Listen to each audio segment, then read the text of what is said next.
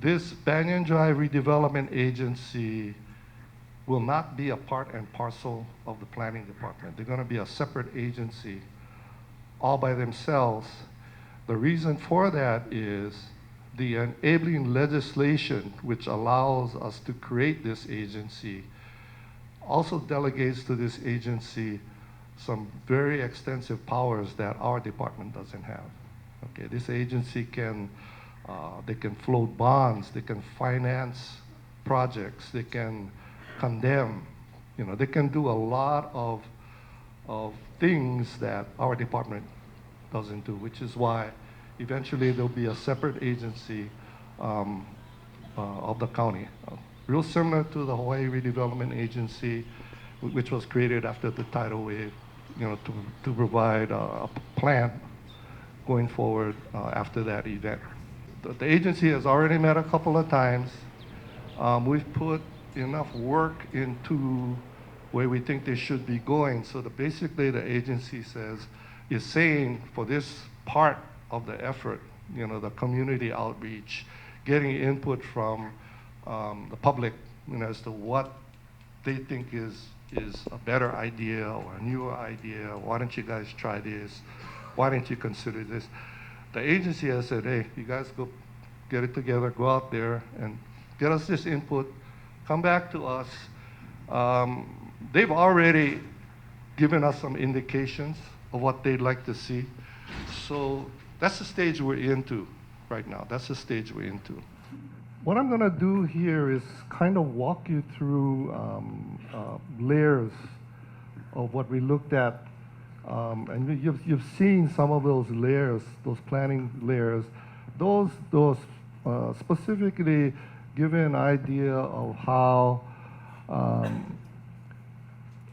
there's a clear linkage between what can happen on Banyan Drive, the economic vitality of Hilo, right? And then the Bayfront Trails concept, which links those two components together. Okay, so what we have here is an aerial view of Banyan Drive. I think everybody should be able to get oriented okay. That's the corner. There you got Ken's, Banyan Drive itself. This is now a county park. It was a site of the Orchid Island Hotel. Country clubs here. What's the name of that? Yeah, the Banyan. Yeah, I go back such a long way. I relate to these properties as hotels. Country club used to be the. Yeah, and then the next one was Nale, Orchid Island, and stuff like that. So the new nomenclature just really hasn't clicked in with me yet. So we got Nanaeloa here, Uncle Billy's, Hilo Hawaiian, Mokuola, swinging around the park, the Helco ship and power plant here, Ice House there, Suisan. And so this map now we put in here just to show you that why we think a project like this is really workable. It just shows you that the state owns basically all of Banyan Drive. Okay, the blue parcels that you see here are those that are private. This one here is Ironworks, the old Ironworks, Helco, Ice House. This is a private parcel that actually exists between the Nanaeloa and Country Club right now. That's vacant. It used to be, under lease, under control of Nanaeloa back in the day, but it's not anymore. This is the warehouse sitting on the corner. Ken's is over here. And this is the hukilau and those assemblies of properties right there, okay? So conceptually, what we came up with from a planning standpoint is taking a look at all of the elements.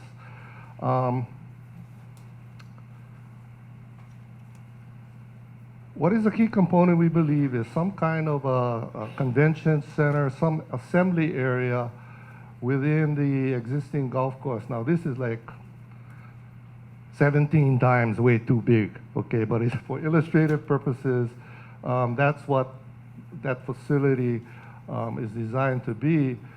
And primarily, the thought process is with that kind of facility, then you be more than likely to attract investment within the hotel sites. This concept shows Naniloa, Hilo Hawaiian. I took a look at this, and this initial concept shows park space over there and park space over here. This is actually where Uncle Billy's would be. And I think in hindsight, if we were to do this again, I think we just blob this area, so you give some carrying capacity in terms of hotel facilities over there. The thought of leaving this open space primarily was because the consideration for optimum view planes for a resort component. And that's why this was designed, well, conceptually put on the plan as open space. And a new hotel facility was located over here, right next, in conjunction with Liliuokalani Park. This slide gives you more detail of those bubbles, okay? Just some conceptual details of what those uses could probably be. Again, we started off talking about another hotel property there. What we also kept in mind was that because all of this property belongs to the state, it's primary, it's a revenue generator for the state, okay? So to come up with a plan that talked about, more open space, et cetera, it's fine, but we had to give some consideration to some continued revenue generation to the state without, actually overbuilding the entire area. Okay, so that's why this component was conceptually deleted, primarily because of the extra activity that could occur over here, the view planes to the harbor and so forth. I'll give you an example of how quick some of this can turn around, and that is our last meeting with the agency. More than a few members said, hey, there's nothing wrong with stuff over there. Look at, Yacht Harbor Towers, for example, in Oahu, or other areas which have facilities that do, overlook harbor component. So we went, cool, that's something we can definitely take a look at. Other than that, again, the cornerstone is some kind of a convention center, cultural center, historical center in the golf course area, which would give a lot of critical mass in terms of the hotels that may come up, help investment out. The rest of the area would be, an expansion of Liliuokalani Park. The intersections here were kind of thought to be kind of commercial, small commercial anchors, one over there, one over here, some commercial along the front here. And again, the theme for this conceptual development plan was to keep it related to what this facility would be and what the functions of, and actually what the functions of Banyan Drive were before the tidal wave. There's some of us in this audience that have been involved in Banyan Drive and been around Banyan Drive for a long time. We remember that there used to be mom and pop markets and shave ice and all of that stuff, right alongside Suisan. So we kind of put that concept into there. This development plan includes potential future repurposing of the Helco plant as some kind of boutique commercial facility using the plant itself, kind of like the Kahuku Sugar Mill project or something along those lines.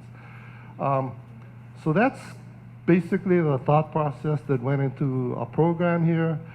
Um, what was helpful was that all of the other planning efforts seemed to gravitate towards something of this nature there. None of the planning efforts seemed to gravitate towards putting a shopping center right in the middle of there. None of them seemed to gravitate towards an industrial park, where the golf course is. And also because of the tsunami issue, none of those programs seem to gravitate towards, any kind of full-on residential development there. Okay, so the options were, pretty limited. So this is what we presented to the agency. And what we're doing now is we're, on behalf of the agency, going out, giving these presentations, listening to any suggestions that you folks may have.